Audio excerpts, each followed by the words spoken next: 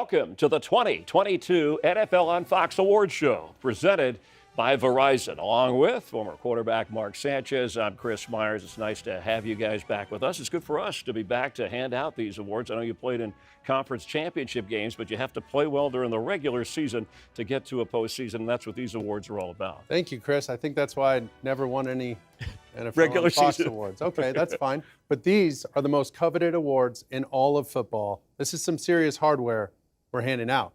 And we didn't just choose these winners with like a secret panel or some sort of secret meeting, nothing like that at all. Yeah, these honorees, they were selected by you, and we appreciate you online through our NFL on Fox accounts that you voted and participated, because you're the fans that watch every Sunday and make those decisions. That's exactly right. And if you have any problem with any of these winners, you don't agree, you wanted your player to win, whatever it is, just hit up Chris Myers. His number's 310. I'm just the announcer guy. You're the analyst, but you had the vote, and we appreciate that. So let's get started. It was a great year in the NFL. We had a lot of close games. We had a lot of comebacks. More starting quarterbacks played than ever before in NFL history. Which is a good and bad thing, because a lot of guys went down due to injury. But shoot, let's do this thing. Let's kick this thing off. First one, Offensive Rookie of the Year. Gave opportunities to quarterbacks who might not have played otherwise. And the nominees are... Kenny Pickett, drafted 20th overall by the Steelers, started 12 games, and when he did, he won 7 of them. He threw for 2,200 yards and had 10 total touchdowns. Last pick overall in the draft, Brock Purdy went 5-0 as the starting quarterback for the 49ers in the regular season. 13 touchdowns, just 4 interceptions.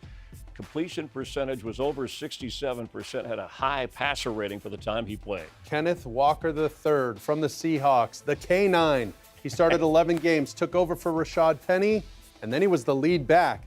Just a stud down the stretch for the Seahawks.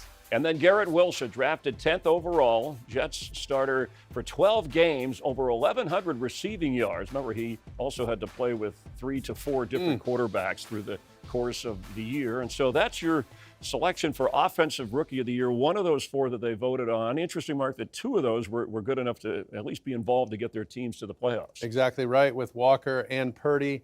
I mean, obviously my association with the Jets has nothing to do with this, but Brock Purdy's, I mean, that run towards the end of the year, stepping up under those circumstances, putting his team in position to go make a run, that's tough to beat. He always leans towards the quarterbacks, but at least we have a running back and a receiver represented. So I'm anxious to hear who people voted and selected. Let's just get there. I can't handle this. All right. And the winner is... Come on, oh, you knew that was coming. You sold him on that. Of course, the votes were already counted, so you couldn't have swayed our vote. But that's a good selection, because you know what I think what adds to it, Mark, is the idea that he was the last pick of the draft. Exactly. As a third stringer going in. You just don't think he's going to play, and then to be thrown in and play as well. 100%. And just, the way he led that team, his poise as a youngster, nothing affected this guy. I'm curious to see. He had this amazing trajectory. How's he going to come back from this injury? And what's his future look like in San Francisco?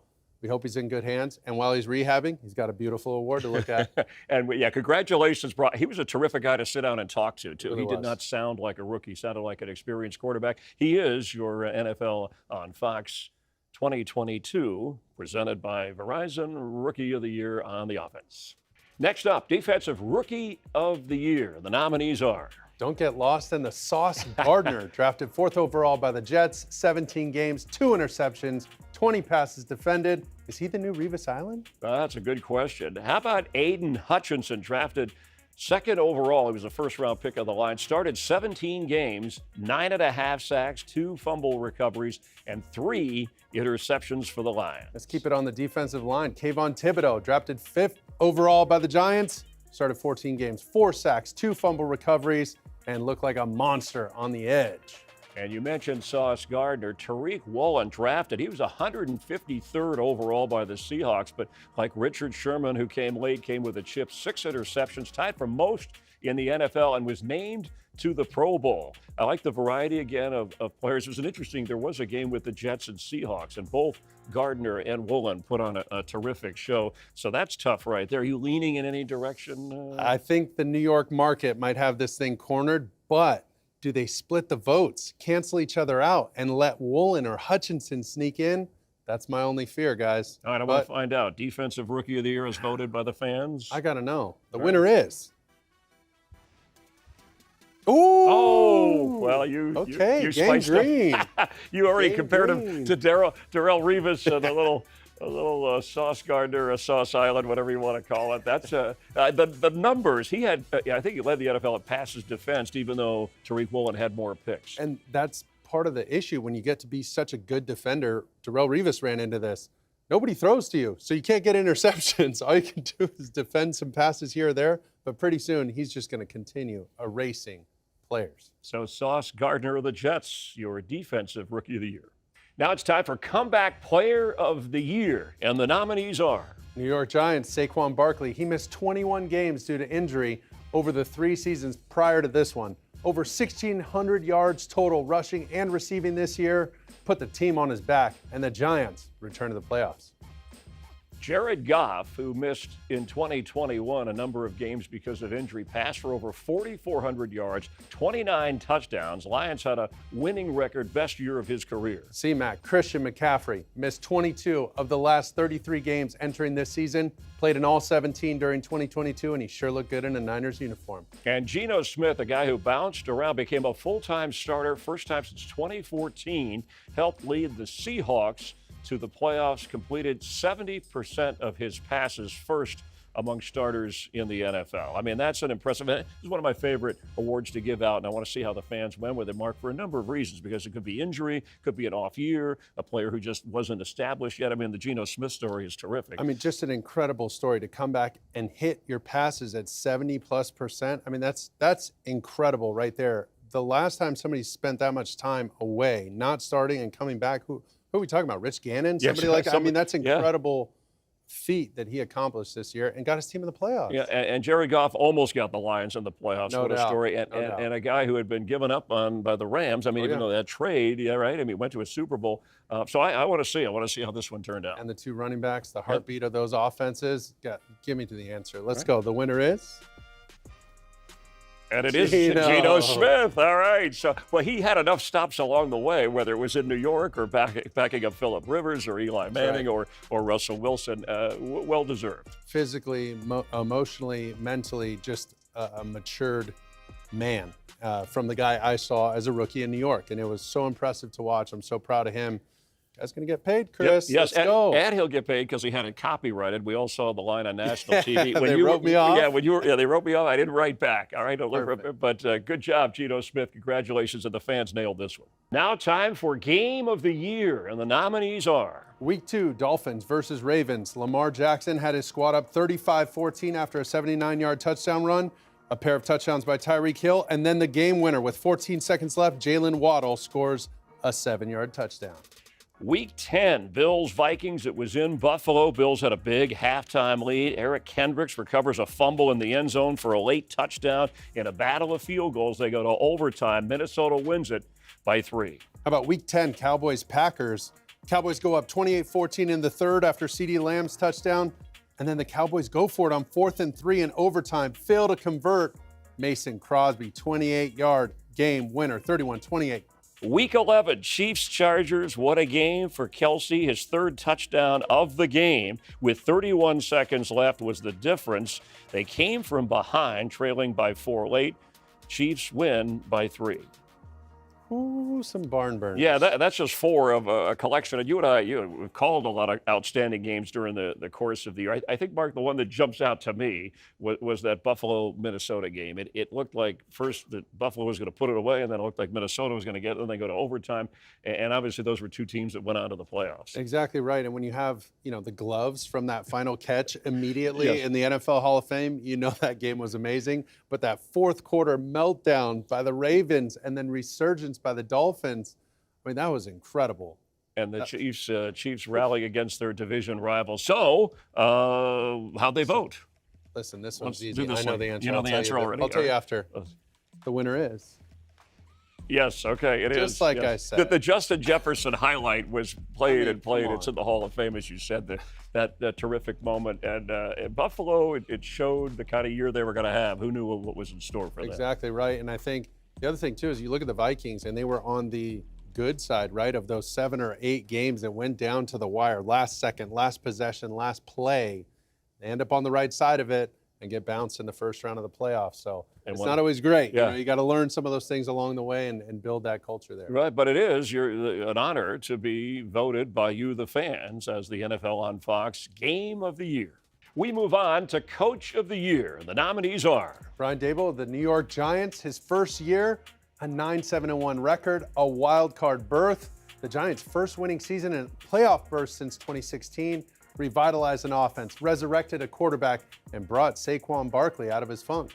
Doug Peterson, rookie head coach for Jacksonville. Of course, had a Super Bowl ring coming over from the Eagles after sitting out for some time. Took them to a division title, actually won a playoff game. Kyle Shanahan went through not 1, not 2, but 3 different quarterbacks. 13-4 record, number 2 in the NFC. 5-0 down the stretch with Brock Purdy. And Nick Sirianni, what he did in his initial year, getting him to the postseason. But here, even though this is a regular season award, to be the number 1 seed in the NFC, and they go on to win the Super Bowl again, you voted based on what he had done during the year with the Philadelphia Eagles, and Jalen Hurts makes it a tough choice for the 2022 NFL on Fox Coach of the Year. You know, there's a couple of guys on there. Kevin O'Connell, Minnesota. Thought he got snubbed. Right. Okay. Mike McDaniel with the Dolphins. Correct. Right? I mean, he got him to the playoffs. Had him right there. Yep. Those are serious accomplishments for teams that have been down. But with these guys, good Lord, I think it's got to be Daboll. Yeah, I think the Giants, where they were and how far they've come. So let's find out. Hey, we know what to do. All right. The winner is. Whoa! Oh, wow. A bit of a shock. It's the Philly fans. Yes, they showed up big See? time. I think, too, even though this is, again, I keep emphasizing a regular season award like the ones when you see a team go into the postseason have the kind of success. The year before. Yeah, it certainly works in your favor. Kind of an under-the-radar hire even when he was originally brought in. Well, he could potentially win like comeback coach of the year, Yep, I feel that's like, a good because point. of the way everything started. You know, teams want to win the press conference. It felt so weird in his press conference, but I can't argue with the systems now. They look good, baby. Like a lot of the coaches on the board, really well appreciated by his players, and his players respond to him. So Nick Sirianni of the Eagles is your NFL on Fox Coach of the Year. Next up, Defensive Player of the Year, and the nominees are Nick Bosa from the 49ers, who were 13-4, thanks to him and that stingy defense that allowed the least amount of passing yards in a game all season, plus his 18.5 sacks, 19 tackles for loss, and 2 forced fumbles. We're going to talk about tackles for loss. Myles Garrett, 16 sacks. He was right behind Bosa. 18 of those tackles for loss. Forced a couple of fumbles and went on to another Pro Bowl. Chris Jones, an absolute man-child up front, helped earn this Chiefs team the top seed in the AFC. 15.5 sacks, 17 tackles for loss. And in Dallas, he was a force everywhere. Micah Parsons helped the Cowboys to a 12-5 record, 13.5 sacks, a defensive unit that got Dallas back into the playoffs. And boy, I think between Parsons and Bosa leading the league in sacks and what their teams did, it's tough with Chris Jones. I don't know. Where do you go with this one? You feared these guys when you were out playing, guys who played like this. Clearly, this is my least favorite award to hand out. However, I will congratulate the winner. Nick Bosa, he's just so scary. Looks like an action figure. Chris Jones, anytime he wanted to, he's wrecking your Sunday and ruining your run, ruining your pass. Micah Parsons lines up all over the field. I think that Cowboys voting fan base might be the Cowboys, because they did. Yes. Well, let's see who they chose. The award goes to Nick Bosa. I guess the sacks and the exposure of that 49er team being the second seed in the NFC. I mean, that defense, the most important stat is giving up the fewest points. I think it's the exposure of those biceps. Holy smokes. And when you hear the name Bosa, his brother with the Chargers certainly has done a nice job. But I think well-deserved out of the group. That's exactly right. That was one of the best defenses I've seen in a while. D'Amico Ryans had those guys playing at a high level. They had all pros at every level. That was a special group. The 2022 Defensive Player of the Year is voted by the fans, Nick Bosa of the 49ers. Are you ready for this one? It's the non-quarterback Offensive Player of the Year. The nominees are. What? That's our word explained. Tyreek Hill set a franchise record for both receptions with 119 and yards, 1,710. 7 receiving touchdowns, named to his 7th straight Pro Bowl. Justin Jefferson of the Vikings, we've talked, and everybody's still talking about that outstanding catch in that game against the Buffalo Bills. Over 1,800 yards. He was tough to cover even when he was covered, and he is an excellent candidate. Ooh, talk about somebody uncoverable. Double covered, he's still wide open. 12 touchdowns, 1,338 yards. Travis Kelce, unanimous first-team AP All-Pro. Christian McCaffrey played at all 17 games during the year after missing 22 the year before, traded from Carolina to the 49ers, helped them get to that second seed and close out the division title in the NFC West, and an all-everything kind of player. So that's a tough selection. Now, we had to do this, by the way, just so you know. I know because quarterback's in your blood here that we're going to get to the MVP, and that usually goes to a quarterback. So we wanted to kind of spread it around a little bit. So I think we all know, even though those guys were outstanding, and we keep talking about Jefferson, you can't get him out of your head. I'm sure fans went that way. I mean, these guys are just iconic, whether it's Justin Jefferson with the gritty, whether it's Tyreek Hill and the peace sign, the cheetah, McCaffrey, he can run, he can catch, and he can pass, Yes, and then Travis Kelce's just an animal out there with his celebrations. I mean, these are the fan favorites. I love this. Yeah, and they make a difference, even when they are covered, as we said. So let's find out. I'm going to let this award slide. These guys make the quarterbacks look good. All right, there you go. The winner is... And Ooh, get your gritty on. All right, just yes. Let me see it. I really can't do. I don't want to. I don't want to. We got a whole training staff here, medical staff. They'll come help you. And that's what it'll. Hey, I try reaching for my cell phone. I pull a hamstring. But I love the gritty between him and Jamar Chase right there. Oh. They debate about who did it first. It doesn't matter. Whoever does it best, and they do it well. And that's why he was put into the MVP category. So we kind of separated that so the fans could vote clearly. So I think they nailed this one. I think it worked out well. And all you gritty fans, you have something to gritty about. Let's see if he gritties with our award. Yeah, he gritties in the booth when he calls a game, and thankfully the cameras are on the real players. But that's your winner right there, Justin Jefferson. And now, as voted by the fans, the most valuable player. The nominees are Josh Allen, the big fella for the Buffalo Bills from Firebaugh, California, won the AFC East, 13-3 with the Bills this year, threw for 4,200 yards, 35 touchdowns. Joe Burrow, the former LSU Tiger, led the Bengals to a 12-4 record. Impressive 4,500 yards, just under that. Threw for 35 touchdowns, right behind Josh Allen, tied with Josh Allen, second in the NFL. How about Jalen Hurts? With the Eagles, he went 14-3, earned top overall seed in the NFC, named to his first Pro Bowl. I have a feeling more of those are coming, and almost 4,500 yards rushing and throwing.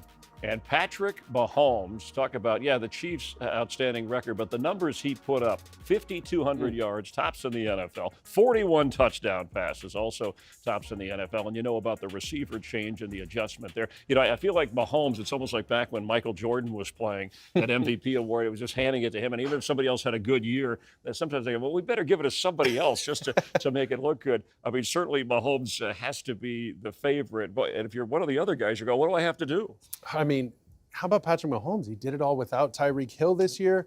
I mean, Josh Allen going through different receivers, working through injuries. Joe Burrow and Patrick Mahomes, their rivalry. And then Jalen Hurts really ascending as one of the top quarterbacks in the league, doing it all on the ground, in the air. 20-something quarterbacks in the AFC. So a lot of tough decisions there. So I'm anxious to see how the fans went with this. Well, I know what Ed Ogeron said. He said, go Tigers. But let's get to the winner. As expected, Patrick Mahomes. And again, a regular season award, but man, what he has done into the postseason is absolutely amazing. I mean, you played the position when you're not 100%, and you still can deliver. There's a lot to that. It's incredible. And then playing at home, these guys are so tough to beat. Just the amount of guys that they've kept and the core guys they've kept together for the consistency, the continuity for this franchise. Credit to Andy Reid, just another quarterback he's made successful. So fun to watch. Enjoy this award. Yeah, I mean, he's a regular, too, getting to championship games, Super Bowls. Share the wealth, huh, Patrick? Yeah, but congratulations, and the fans right on top of that one. I mean, there were a lot of great players to choose from for the most valuable player, but certainly, no matter how many times, right, he puts up the big numbers, well-deserved. That's a lot of fun, and we thank the fans for following on the Fox Digital platforms and getting involved. But, whatever it is, new coaches, rookies come along, veterans, it always provides for exciting and spectacular performances throughout the course of the year, no matter what a team ends up doing. And it's the last second catches and the thrilling plays that are this NFL ongoing soap opera, and we love it. Yeah. I love these awards. Once again, these are the best awards in ball. Forget the Heisman, forget the Lamar Hunt, forget the George Halas, and even the Lombardi. This is where it's at. Yeah, because coaches and players and writers can vote, or people in the media, but the fans, the diehards, they know who they're rooting for, but they also have a great eye because they follow their team closely week to week. And we're going to follow the Super Bowl closely here. Chiefs, you'll see it on Fox against the Eagles here. Do you have a thought on maybe what excites you the most kind of going into this matchup? I just love a couple of these storylines. Andy Reid against his former ball club in Philadelphia. The Kelce brothers, I mean, come on. Jason Kelce for the Eagles, Travis Kelce for the Chiefs. I love that matchup. Gosh, two of the best offensive units, a great defensive unit in Philly. Who's going to show up? And which one of these quarterbacks who really has their team support? These guys rally around these quarterbacks. Who's going to take it, man? Who's going to make that one iconic play that cements their legacy in this Super Bowl? Yeah, and I think we have two quarterbacks, Mark, that no matter what the defense is doing, that they can create some things, Yes, or sir. at least throw them off. And if they had an award for, hey, thanks for everything, Tom Brady, we would send no him doubt. out one for an outstanding career this time in his Hey, retirement. we'll get him next it's year. official. He's with us. Yes, he's on our squad. Yeah, he's going to be part of the Fox family. I don't Welcome know to the family, if that's Tom. official or not, but certainly he has a lot on his mind. Thank you again for voting the 2022 NFL on Fox Awards presented by Verizon. Don't forget the Super Bowl on Fox. I know you'll be tuning in, and we look forward. This is fun. We'll do this every year with Mark Sanchez, Chris Myers. Have a great offseason. Enjoy the Super Bowl, and thanks again for being a part of Fox Digital and all the platforms.